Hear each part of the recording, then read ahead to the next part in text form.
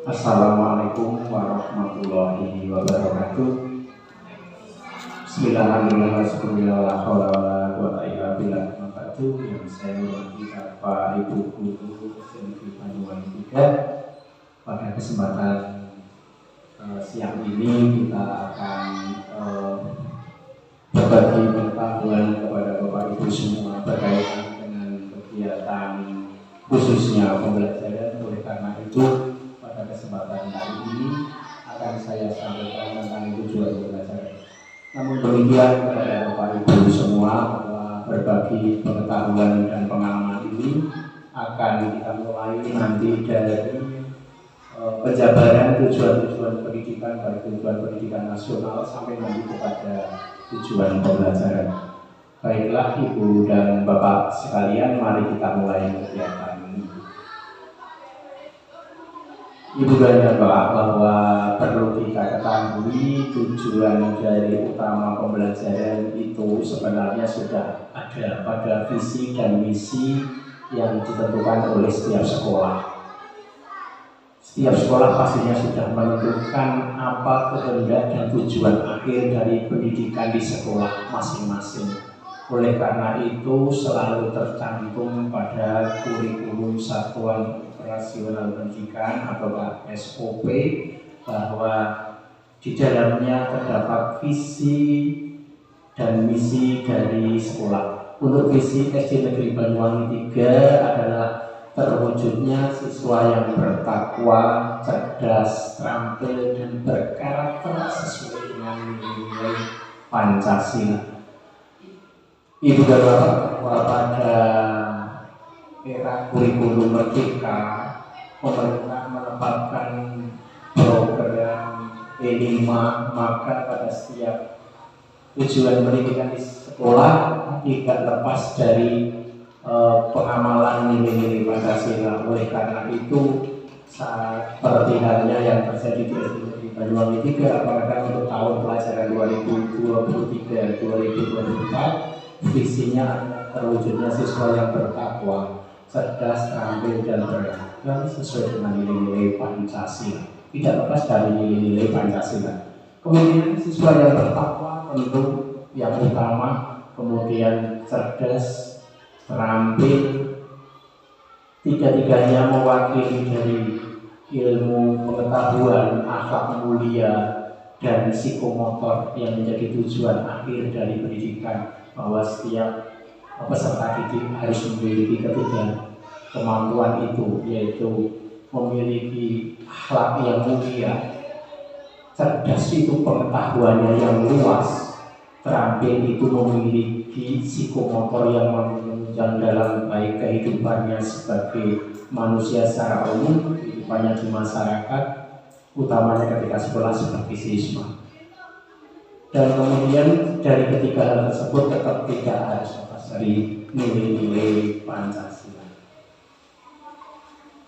Kemudian jabaran dari visi itu kita lihat di misi SD Negeri Banyuwangi 3, bahwa di antaranya yang pertama mewujudkan siswa yang berbudi pekerti luhur dan berakhlak mulia, utamanya pada kegiatan pembelajaran religi atau pendidikan agama Islam, dan juga pembiasaan-pembiasaan yang dilakukan di sekolah.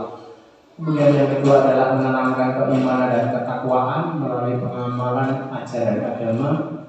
Alhamdulillah di SD Negeri Banyuwangi 3 seluruh peserta didik beragama Islam, sehingga lebih mempermudah untuk pengelolaannya, apalagi didukung oleh lingkungan masyarakat yang agamis. Yang ketiga adalah melaksanakan proses belajar mengajar dengan optimal berdasarkan teknologi dan kemajuan zaman. Tentu tidak boleh tertinggal, ya, karena memang teknologi berkembang pesat dan kita harus mengikutinya dan menyesuaikannya. Yang berikutnya adalah merasakan dengan latihan lomba akademik, LCC, ASN, lomba mata pelajaran. Yang kelima adalah membudayakan 3S, senyum salam sapa, yang kemarin juga ketika upacara bendera Bapak Iksanuddin sebagai inspektur upacara menyampaikan kepada anak-anak pentingnya penekanan 3S ini, bahkan kepada siapapun kepada semua guru, bahkan juga kepada tamu. Kemudian yang berikutnya adalah membudayakan sikap jujur, santun, percaya diri, dan tanggung jawab melalui pembiasaan dan pelatihan atau life skill sesuai dengan nilai Pancasila. Yang ketujuh, berpartisipasi dalam menciptakan suasana aman dan nyaman di lingkungan sekolah. Yang kedelapan adalah mengembangkan keberadaan siswa yang cerdas, terampil, berbudi pekerti, luhur, berbudaya, dan berteknologi tinggi. Insya Allah dengan langkah-langkah yang 8 ini, visi yang telah kita tetapkan tadi dapat terwujud dengan perjuangan dan dengan pengabdian kita sebagai seorang guru dalam membimbing para putra-putri kita. Kemudian kalau kita kembali ke tujuan pendidikan nasional atau pendidikan secara umum, itu adalah mengembangkan potensi peserta didik agar menjadi manusia yang beriman dan bertakwa kepada Tuhan Yang Maha Esa, berakhlak mulia, sehat, berilmu cakap, kreatif, mandiri, dan menjadi warga negara yang demokratis serta bertanggung jawab. Ibu dan Bapak bisa amati bahwa begitu komplit lengkapnya apa yang menjadi harapan pemerintah terhadap peserta didik dalam mengikuti pembelajaran di sekolah, dengan tujuan yang telah tertera sebut. Semoga apa yang menjadi kehendak pemerintah agar menjadikan anak-anak Indonesia sebagai peserta didik mampu dan bisa menguasai dan memahami serta melakukan apa yang telah ditetapkan dalam tujuan pendidikan nasional tersebut. Kemudian kita turunkan ke dalam tujuan pendidikan sekolah dasar, maka khusus untuk pendidikan sekolah dasar tentu tujuannya berbeda dengan tujuan pendidikan sekolah menengah dan tujuan pendidikan tinggi. Pada pendidikan sekolah dasar, maka tujuan utamanya adalah merupakan dasar kecerdasan, pengetahuan, kepribadian, akhlak mulia, serta keterampilan untuk hidup mandiri dan mengikuti pendidikan lebih lanjut. Dengan demikian siswa dapat memiliki dan menanamkan sikap budi pekerti terhadap sesama. Utamanya adalah seperti yang tertera pada tujuan pendidikan nasional tadi, ditambah lagi dengan menyiapkan peserta didik agar mampu mengikuti pendidikan di jenjang yang lebih tinggi, tentu saja di tingkat SMP atau yang sederajat. Sebagai tujuan umum SD Negeri Bangun 3 adalah meningkatkan keunggulan karakter, potensi dan prestasi peserta didik agar menjadi manusia yang beriman dan bertakwa kepada Tuhan Yang Maha Esa, berakhlak mulia, sehat, berilmu, cakap, kreatif, mandiri, dan wujudkan sekolah yang berbudaya lingkungan. Gitu. Kemudian secara spesifik tujuan dari SD Banyuwangi 3 ada 7 di sini ya. Yang pertama adalah meningkatkan penghayatan dan pengamalan ajaran agama yang dianutnya sesuai dengan nilai-nilai Pancasila. Berbagai kegiatan keagamaan di sekolah sudah dilakukan lepas dari pelajaran pokok yaitu pendidikan agama Islam dan baca tulis Al-Quran, maka diadakan kegiatan-kegiatan untuk peningkatan iman dan takwa dalam menghayati ajaran agama melalui kegiatan PHBI, ada kegiatan yang menyambut bulan Ramadan dan sebagainya. Tentu saja berbagai kegiatan ini memberikan manfaat untuk anak-anak, utamanya untuk menambah kemampuannya dalam melakukan penghayatan dan pengamalan ajaran agama. Kemudian tujuan SD Negeri Banyuwangi yang ketiga adalah mengembangkan potensi siswa agar memiliki kemampuan akademik maupun non-akademik sehingga dapat berprestasi serta kelulusannya dapat diterima di sekolah lanjutan pertama yang diharapkan.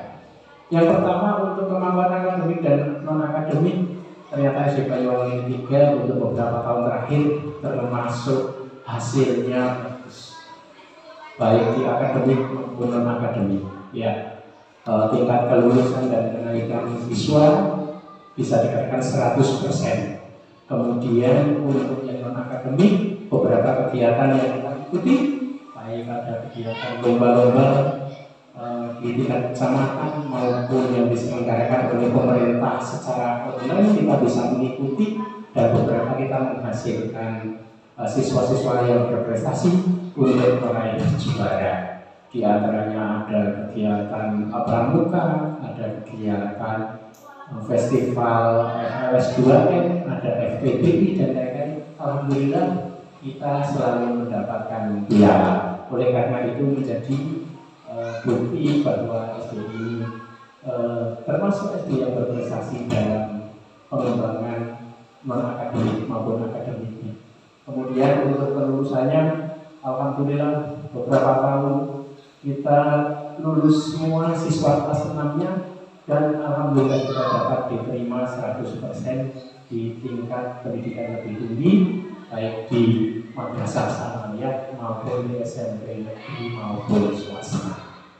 Kemudian berikutnya tujuan SD Negeri 3 Banyuwangi adalah memberikan keterampilan yang berguna sebagai bekal untuk kemandiriannya di masyarakat. Yang berikutnya membimbing siswa dalam mengangkat akademiknya. Kita memiliki guru-guru yang punya potensi. Alhamdulillah, terima kasih Bapak Ibu Guru. Anda semua memiliki potensi untuk mengangkat akademiknya. Itu akan kelihatan ketika akan ada lomba baik akademik maupun non-akademik. Anda telah melakukan pendidikan, pelatihan dengan telaten dan lain-lain sehingga siswa merasa dibimbing dan bisa mengembangkan potensinya untuk menjadi bekal di kemudian hari maupun di sekolah lebih lanjut. Yang berikutnya adalah membiasakan hidup sehat, mencegah kerusakan serta menjaga dan melestarikan lingkungan. Terima kasih kepada ibu-ibu dan bapak guru yang telah membimbing anak-anak untuk mengajari hidup bersih dan sehat. Karena meskipun sederhana, sekolah kita adalah sekolah yang termasuk sangat bersih menurut saya. Saya bangga menjadi bagian dari sekolah ini karena ada budaya hidup sehat di sekolah ini dalam segala kebersahajaannya. Kemudian meningkatkan potensi warga sekolah dalam pengelolaan dan memanfaatkan lingkungan hidup serta terjadinya kerusakan lingkungan. Yang terakhir kita akan mewujudkan sekolah ini menjadi sekolah adiwiyata. Nanti kita mulai dengan memberikan pemindahan pengolahan sampah yang baik yang sekarang sudah berjalan dengan sangat baik. Kemudian akan menjadikan sekolah kita menjadi sekolah mandiri dalam mengelola lingkungan. Meskipun namanya sekolah adiwiyata, belum tentu sekolah itu harus bagus, belum tentu sekolah itu harus indah. Tapi sekolah adiwiyata adalah sekolah yang mampu mengelola. Sekali lagi, sekolah adiwiyata adalah sekolah yang mampu mengelola lingkungannya dengan baik. Saya yang sudah mengikuti pendidikan tentang sekolah adiwiyata ternyata tidak seperti yang kita bayangkan, Ibu dan Bapak. Banyak yang berpendapat bahwa sekolah adiwiyata adalah sekolah yang indah sekali, sekolah yang rindang sekali, sekolah yang bersih sekali, sekolah yang darahnya harus banyak sekali. Ternyata tidak demikian. Dimulai dari hal yang sederhana, memilah sampah, kemudian kita mengelompokkan sesuai dengan jenisnya, kemudian kita menyalurkannya ke tempat yang benar, pun sudah bagian dari sekolah adiwiyata. Ada kegiatan siswa dalam menjaga kebersihan sekolah, menjaga taman, mengarahkan limbah dari air dan seterusnya. Itulah adiwiyata yang sesungguhnya. Oleh karena itu, kepada ibu dan bapak semua kami harap agar tujuan pendidikan ini tercapai, utamanya bisa memberikan layanan dan membimbing anak-anak. Mari kita bersama-sama untuk selalu bekerja keras agar kita bisa mencapai tujuan yang kita harapkan sesuai yang tertera di visi sekolah tadi. Kemudian kepada yang terakhir, utamanya kita tujuan pembelajaran kepada Bapak dan Ibu guru semua dari tujuan pendidikan nasional tadi yang begitu bagus. Namun demikian tentu akan diperinci lagi, akan semakin detail pada tujuan pembelajaran yang dilakukan oleh Ibu dan Bapak semua dikala Ibu dan Bapak memberikan pembelajaran di dalam kelas.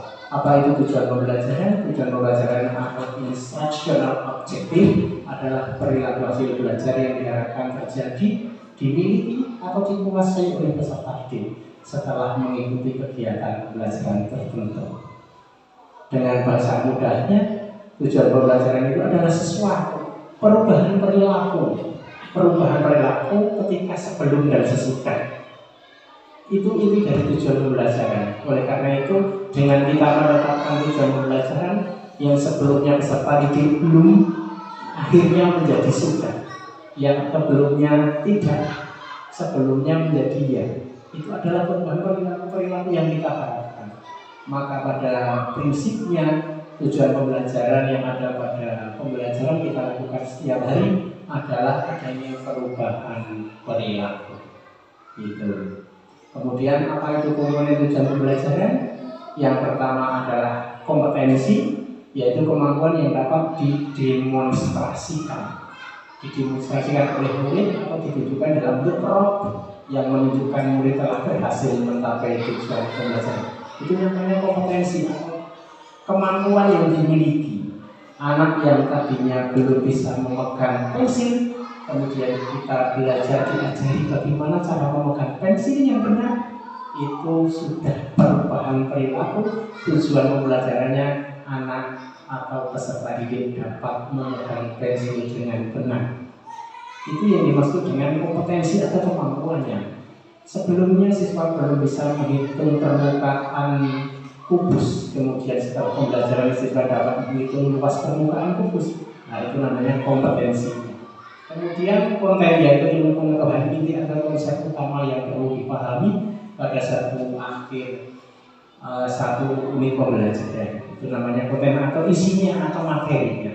Kemudian yang berikutnya, komponen dari tujuan pembelajaran adalah variasi, yaitu menjelaskan keterampilan berpikir kreatif, kritis, dan tingkat tinggi yang perlu dikuasai murid untuk dapat mencapai tujuan pembelajaran. Misalnya mengevaluasinya, menganalisis, memprediksi, menciptakan, dan sebagainya.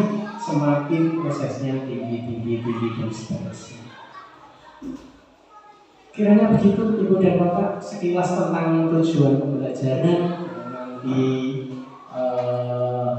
tentu saja Ibu dan Bapak dapat mengembangkannya. Kemudian dari kegiatan ini ada sesuatu mungkin yang ingin Ibu atau Bapak tanyakan kepada saya berikan waktu, dipersilakan. Mungkin ada, jika mungkin ada, dipersilakan. Atau mungkin sudah cukup.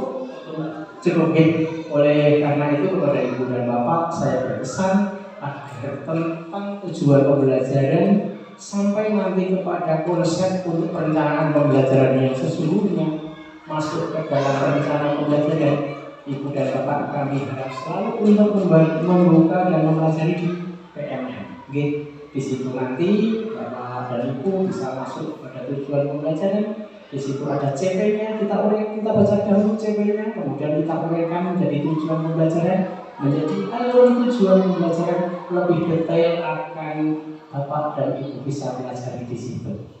Demikian Ibu dan Bapak yang saya sampaikan hari ini, meskipun sekilas, semoga bisa memberikan manfaat untuk kita dan kembali mengingatkan bahwa kita harus tetap selalu belajar. Terima kasih. Assalamualaikum warahmatullahi wabarakatuh.